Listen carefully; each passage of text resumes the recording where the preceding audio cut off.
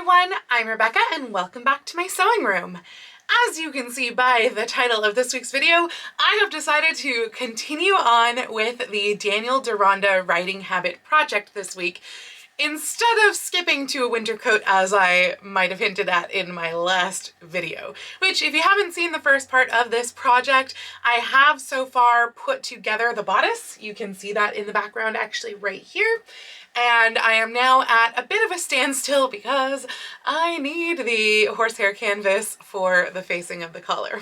So that will be continued next week, but this week we are going to be making the skirt for the writing habit. So for this, I am going to be using the pattern from Prior Attires, The Victorian Dressmaker Volume 2, her 1872 writing habit. And it's a very, very simple skirt pattern. It is literally 2 pieces, or possibly 3, because I'm not sure I can get the full width of this back piece on my fabric if I cut it on the fold, so I think I may have to do that one as 2 pieces with a center back seam, but the front one is cut on the fold, so hopefully I can get that in there. So I've already gone and I've looked at increasing this pattern. If you are not sure how to increase gridded patterns, I have actually done a video on that, so I will link that video right up here so that you can check that out. But it's honestly very, very simple to upsize gridded patterns for skirts. Very, very easy. So that's what I'm gonna do. I'm gonna go ahead and cut my wool out and just start making it. Writing habit skirts are significantly longer than normal skirts. So one of the things that I'm doing here is my normal skirt length, I'm adding 25 inches to it, which is longer than she has here because I'm taller than her. And that's where I'm getting a super, super long length skirt. So I will have to figure out how it will bustle up because that is not instructed in here, like for actual walking instead of riding. So that will be something to figure out once I get there. But for now, let's go ahead and cut some wool fabric and get started on this week's skirt.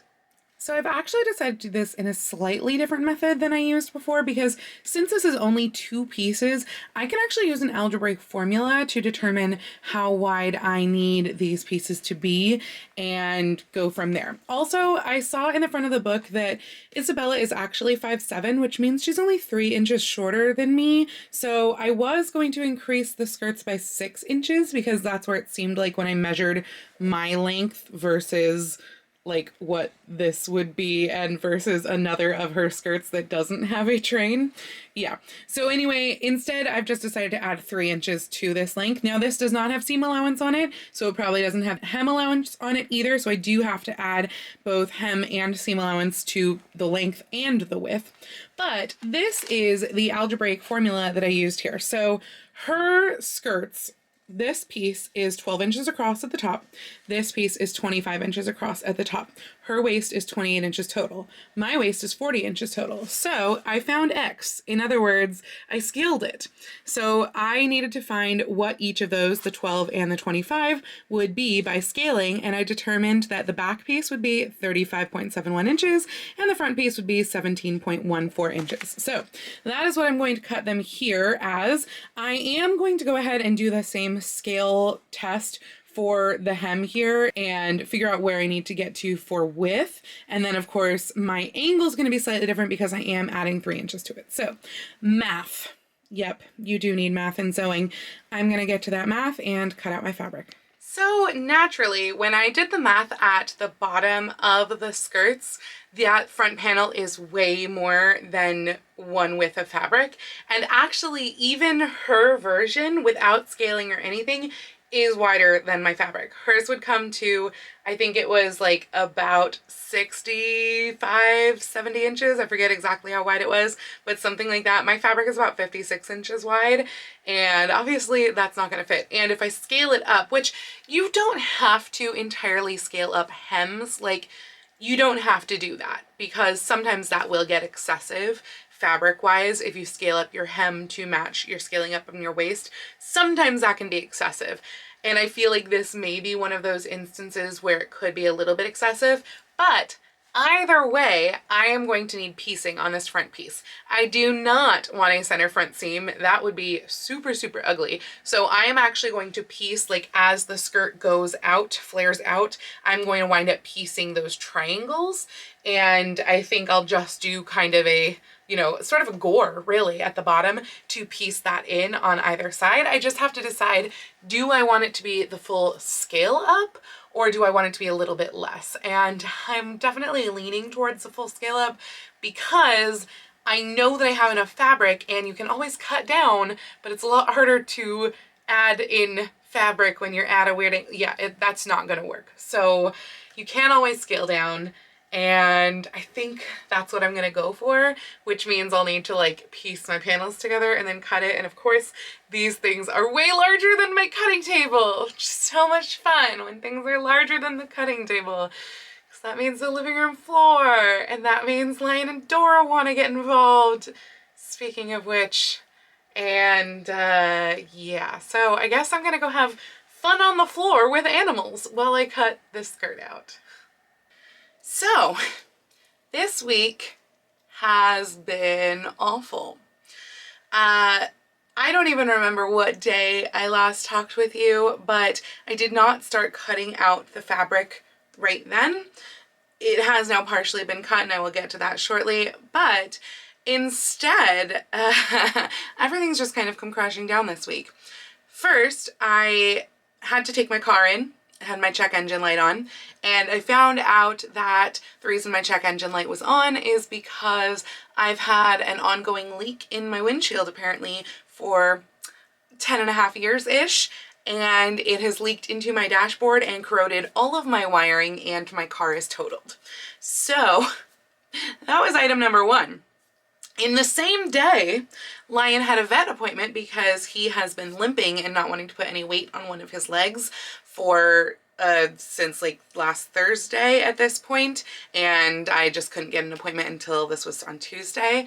And I took him in, and the vet literally like looked at him for 2 minutes and was like, yeah, you have to come back for tomorrow for x-rays because he probably has torn his ACL. And sure enough, when I went back the next day, Lion had torn his ACL and his other one is tearing, and he needs surgery that, like, after tax and everything, I'm sure is going to cost probably just around $3,000. So yeah, this week, needless to say, for those few days there, I was completely distracted and not wanting to sew and just feeling like emotional exhaustion from suddenly learning that within the course of 2 days, learning that I would have to pay what I thought at the time was going to be about $33,500, somewhere around there, because the x-rays themselves cost over $400. And so yesterday, today is Saturday, it's been a while. Yesterday I went car shopping for the first time and found out that what I had been thinking was a $30,000 car, because right now you can't get used cars. They don't exist, and so used cars that do exist are just as expensive, if not more so, than new cars. I know, I'm rambling.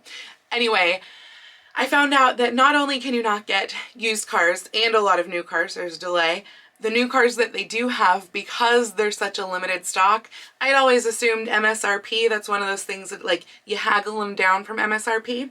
No, apparently right now they mark up the MSRP by about $4,000 or $5,000 because there just are no cars, and they know, you know, supply and demand, people need the cars, so they're willing to like do a bidding war for cars. It's ridiculous. So anyway, this week has sucked. Lion has his surgery scheduled for the 26th. I'm not sure when you're seeing this video. I think that will have already happened, I'm pretty sure. And hopefully by then I will have a car, because right now I'm in a rental. Mine is unsafe to drive. So, oh yeah, so I guess I'm also paying for the rental. So yeah. Again, this week has been awful. However, I have to say, oh my gosh, humongous thank you. I shared this on Instagram. By the time you're watching this, this will have been like a week and a half ago, I think.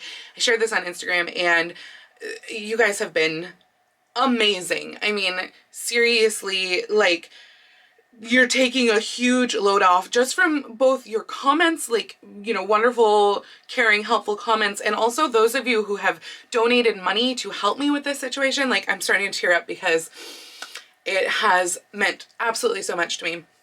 And really, like, it just it makes things significantly easier. I think at this point you guys have helped to pay for nearly a third of Lion's surgery. Amazing. If any of you did not see this on Instagram and you do want to help, my Ko-fi is linked below, or you can join my Patreon. It's kind of the same. You'd get benefits for Patreon, but I know it is a monthly thing. So Ko-fi is like a one-time thing. That is linked below. If you do want to help, please do not feel obligated. But yeah, oh my gosh, just from sharing this on Instagram, like, just, it has made me feel a million times lighter just knowing that you guys are out there and are willing to help and everything. Absolutely amazing. So anyway, as I mentioned, yesterday I was looking at these cars. I'm going to be looking at more cars today. And again, it's Saturday, but last night I did sit down to actually start cutting out the skirt. I had told you before, I'd already patterned this out. I'd done the math. I knew what I had to do. It was just a matter of cleaning a spot on my floor, since it doesn't fit on my table, to be able to start cutting this. I did also slightly change the length because I realized that the length that I was going for before, based on the pattern and Isabella's height and adding just my difference in height to the pattern, I realized that I did not have enough fabric for that. So I basically went through and looked at, okay, this is how much fabric I have left. I measured the whole thing. I subtracted about 26, no, I think I subtracted about 30 inches for sleeves and a potential waistband. I honestly don't know that I want to do a waistband out of the wool because it is so thick, and the waistband is going to be fully hidden by the jacket. So I'm thinking I want to do the waistband out of a thinner material, but I figured I would allow 4 inches for it anyway.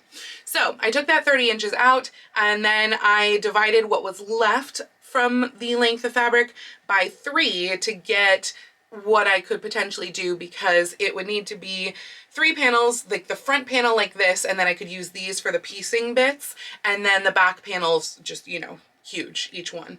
And then I spread it out in the other room, the only room where it could fit, and I started cutting the back panel.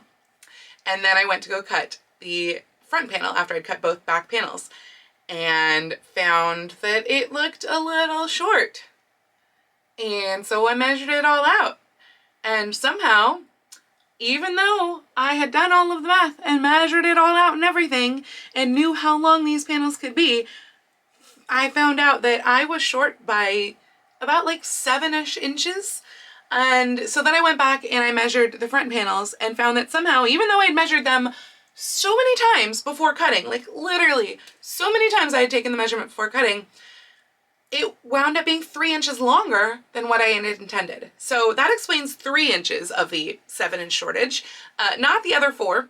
Still don't know what ether those have disappeared into, but yeah, I don't have the length of fabric quite that I need for the math that I had figured out. Now, this skirt is super, super long.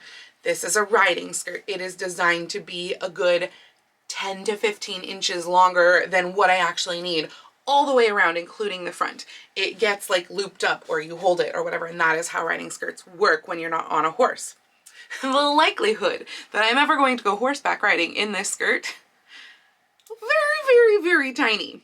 There is a slightly larger likelihood that I might be able to take pictures on a horse, because I do have a friend with horses who has offered, you know, potential pictures. But it's still relatively small likelihood even that I'm gonna get pictures on a horse. So like, it's not a big deal. I can just cut the front shorter, but so that I know just how much I need to cut the front shorter, I think I need to, before I cut the front, I need to do the sleeves. So I thought this video was going to be entirely about the skirt. Thought I'd actually, you know, have it done by now, since it is Saturday at nearly 11 a.m. No, not at all. But I need to do sleeves now instead. So I am going to go car shopping now because I have an appointment in 20 minutes. And when I come back, I'm going to mock up the sleeves. Oh, well, it was a bodice. Then I hung the back skirt pieces over it. But this is what I'm talking about, how long the skirt pieces are. The back skirt pieces are fully draped over my dress form and right now come to about 6 inches off the floor. And I mean fully draped over. So like, yeah, they're huge. But I am going to do sleeves for the bodice. I'm going to mock up a sleeve. It's a 2-piece sleeve, and see how that goes. And hopefully it will work. Keep your fingers crossed. I mean, this is a fitted sleeve, so it is definitely more challenging, but hopefully I can figure that out tonight and then cut out the sleeve from the wool, both sleeves. Once I do that, I can cut the front of the skirt and put the skirt together. I'm probably not going to make up the sleeves yet, but I need to have them cut so that I know that the rest of this can be devoted to the skirt.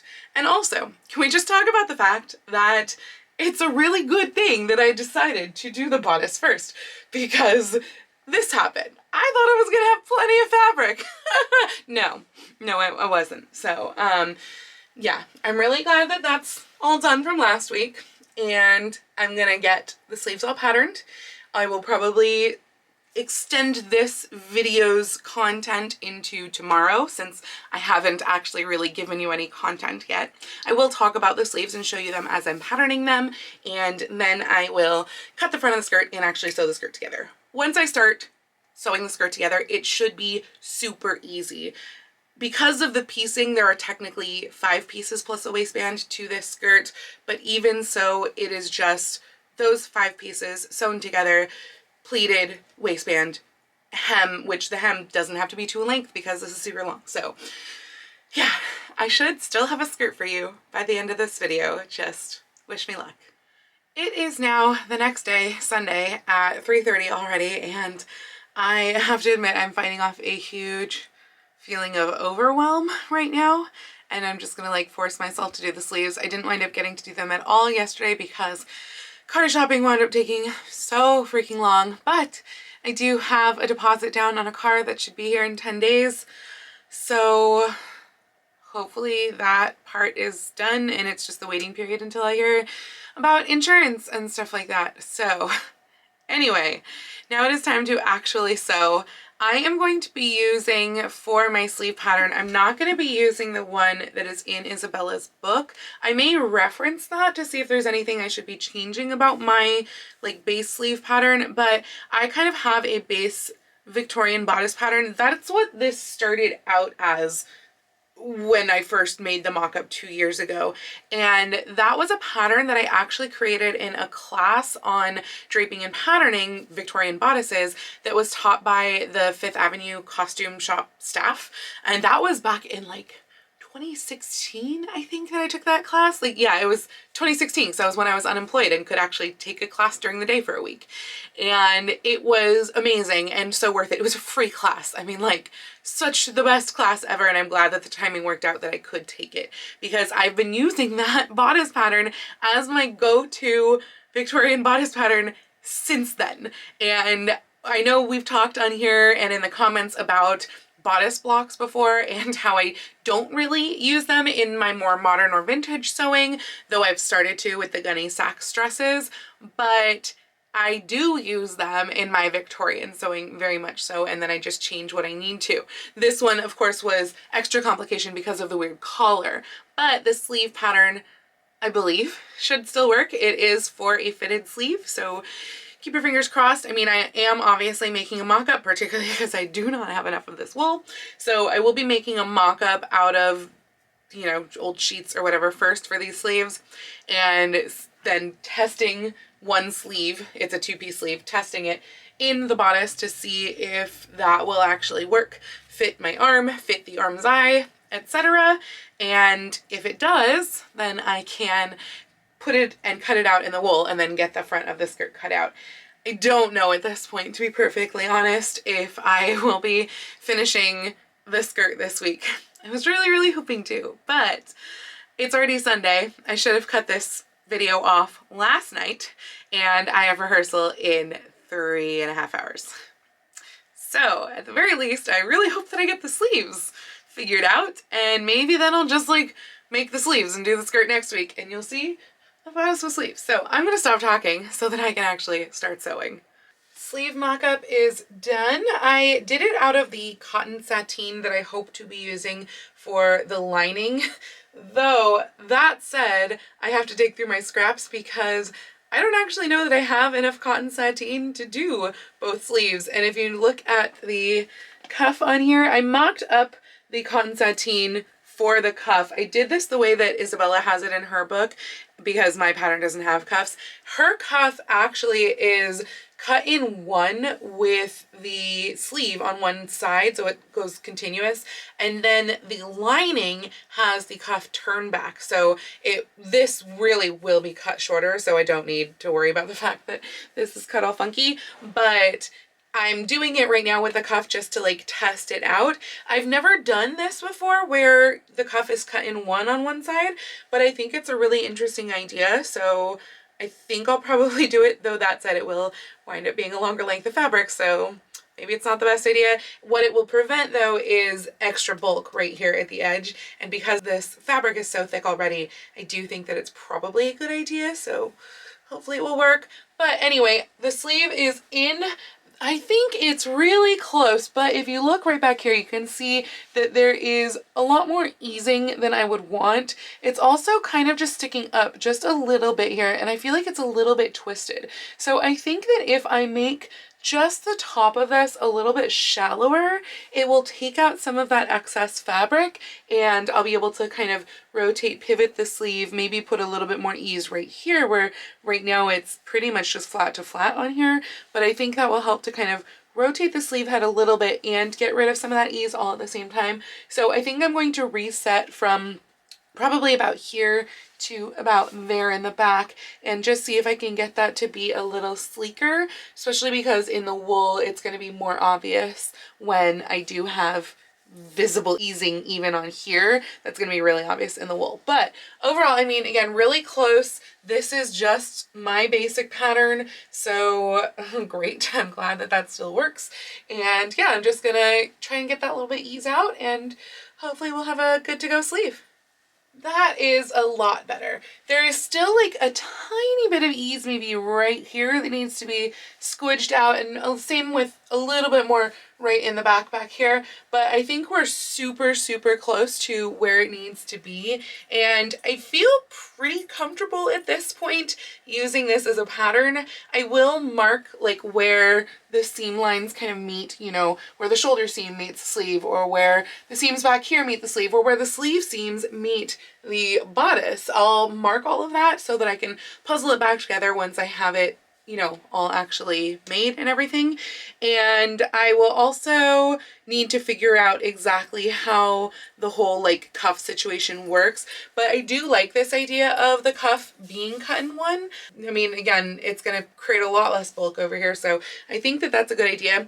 I actually wound up rotating the entire sleeve 1 inch. I know I had talked about just kind of moving the head over, but then I realized that when I bent my elbow was not actually hitting like the seam here. Since this is a 2-piece sleeve, this seam is the bend of the elbow, and so therefore it should be on the bend of the elbow. I still honestly might be off like the tiniest bit, but it's so close that I think we're pretty much there at this point. So yeah, I wound up rotating the entire sleeve this way 1 inch. But again, I think we're there. Like, there are some wrinkles going on, but that might just mean that it needs to rotate maybe a little bit more forward, and that's stuff that I feel comfortable doing when it is actually the wool sleeve, and stuff that I'm going to be able to see better once it's the wool sleeve as well. Now, the one thing with this cuff is that looking at the inspiration image, and I'll try to pop up, it's going to be super fuzzy, but I'm going to put an image right here of the back of the cuff. You can see where it kind of overlaps really interestingly, and I'm not positive how to do that, particularly if I do cut this cuff in one. So I definitely have some stuff that I need to still puzzle out, particularly as far as the cuffs go, because if that completely prevents me from cutting this like in one, then obviously I have to cut separate cuffs, and I will just cut this length plus a 1/2 inch seam allowance. But I would love to be able to cut it in one. I think that'd be super great. So I've got some stuff to figure out before I actually take this and cut the wool out.